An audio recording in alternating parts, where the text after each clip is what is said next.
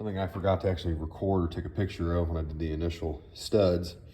When you have to reduce the diameter slightly of the 10mm bolts to actually put your sleeves on, to put your tank bushings, which these are for a 300EX or a 250X. See, it's right there, it's installed. You have to chuck them in a drill like this. We're just gonna go ahead and pretend there's no head on that. And then you have to either run them on a bench grinder, regular angle grinder, piece of sandpaper, or even a file will do it. It just takes time.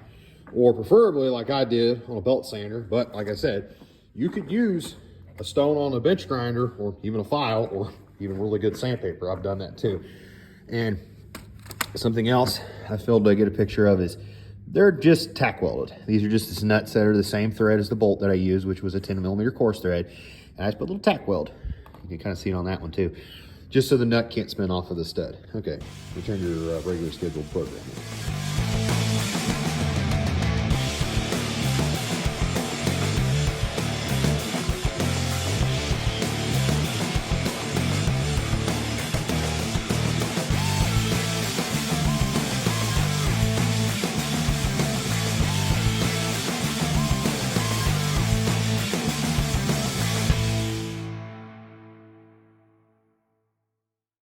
One more thing to mention, my studs might be shaped just ever so slightly differently from ones that are using a factory 200X tank, because I'm using a Clark plastic gas tank, which uses a giant rubber band basically for the rear mount. But if you have an IMS tank, which uses like a big bent piece of sheet metal, versus a factory tank that I'm fairly certain uses rubber bushings, so your space between this nut and the frame where it's threaded in might be a little bit different, meaning this will probably be shorter, but the idea is the same. It's a 10mm bolt, 10mm nut with a 3/8 stud stamped onto it, and reduce the diameter of this 10mm bolt just a smidge using whatever method you need to use.